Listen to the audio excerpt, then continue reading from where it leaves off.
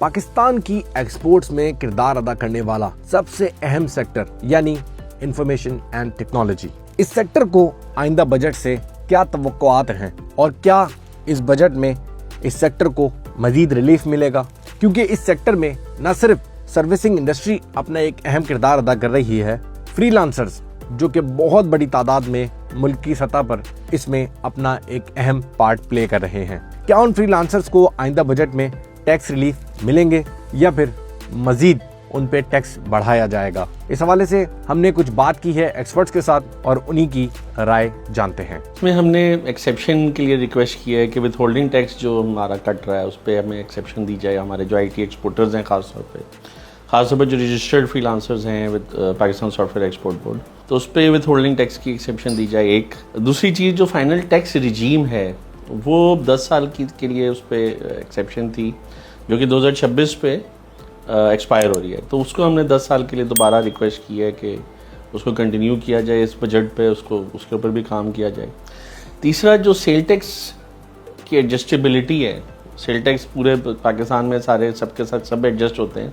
जो IT products हैं बाकी तो सब अपना सेल टैक्स का मार्जिन लेते हैं, सेल टैक्स की एडजस्टेबिलिटी लेते हैं, बट IT प्रोडक्ट्स के ऊपर सेल टैक्स की एडजस्टेबिलिटी के लिए भी हमने रिक्वेस्ट की है इस बजट में।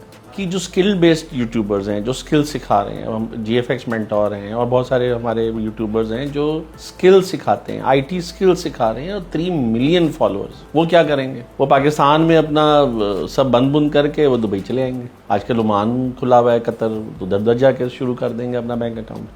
तो इस तरह हम मतलब स्किल मतलब टैक्स से ज़्यादा, रेवेन्यू से ज़्यादा हमें फॉरेन एक्सचेंज चाहिए। हमें अब इस वक्त फॉरेन एक्सचेंज के ऊपर काम करना चाहिए। पूरे पाकिस्तान को हम जैसी जितनी भी और एसोसिएशंस हैं उनको फॉरेन एक्सचेंज को किस तरह बढ़ाना है, फोकस है आजकल सबका, स्टेट बैंक समेत, मिनिस्ट्री ऑफ IT ख़ास तौर पर, पाकिस्तान सॉफ्टवेयर एक्सपोर्ट बोर्ड दिन रात लगा हुआ है फॉरेन एक्सचेंज रेवेन्यू बढ़ाने में। अभी DFDI उन्होंने अरेंज की माशाल्लाह, और मतलब उसमें उन्होंने काफ़ी फॉरेन डायरेक्ट इन्वेस्टर्स को पूरी दुनिया से उन्होंने इकट्ठा किया। तो पूरा दिन रात मशीनरी जो है जिनकी जिम्मेदारी है वो फॉरेन एक्सचेंज बढ़ाने में लगे हुए।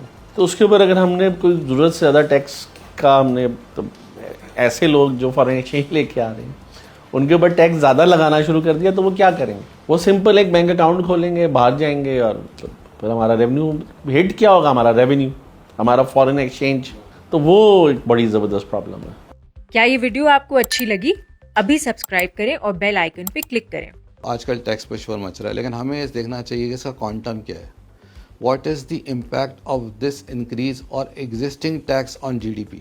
इज इट सिग्निफिकेंट और is it not significant?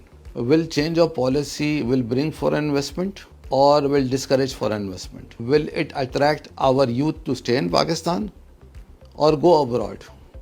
Or are we doing something to bring that talent back to Pakistan? This is the question that technology budget needs to answer. But अगर आपकी policy consistent नहीं होगी तो आपकी investment नहीं आएगी। देखें, स्टॉक एक्सचेंज आपकी इस वक्त अच्छी चल रही है और आपके स्टार्टअप्स कम होते जा रहे हैं। आपको चाहिए कि कुछ गवर्नमेंट की कंपनीज, कुछ प्राइवेट की कंपनीज मिल के आप IPO करें, ठीक है? आपकी टेक्नोलॉजी का मुझे नहीं याद पड़ा है कोई IPO रिसेंटली हुआ है या कहीं नज़र आया है। तो देखें, ये सारी चीज़ें ना एक इंटरनेशनल इन्वेस्टर देख रहा होता है। आपको एक कोई भी चीज़ ओवरनाइट नहीं होती। You have to always come out of आराम की ज़िंदगी छोड़ के जो है थोड़ा ज़रा चैलेंज लेना पड़ता है। तो उसके लिए आपको एक रोड मैप के लिए पॉलिसी बनानी पड़ेगी। उसके लिए आपकी जो भी पॉलिसी बनती है उसमें जितने भी आपके फैक्टर्स हैं, देखें कोई नो ऑफेंस कि आप सिर्फ उनसे बात करें जो बॉडीज़ हैं, जो इम्प्लीमेंटर्स हैं या जो काम कर रहे हैं या जो एक्सपोर्टर्स हैं, जब तक आप उनको लेके नहीं आएंगे और एक बंदे को आप 6-6, 8-8 कमेटीज़ के अंदर डाल देंगे, वो कहाँ से रिजल्ट प्रोड्यूस करेगा? कर ही नहीं सकता। उसका अपना बिजनेस है, वो अपना टाइम देगा या इधर देखेगा या उधर देखेगा। You need to have a proper approach.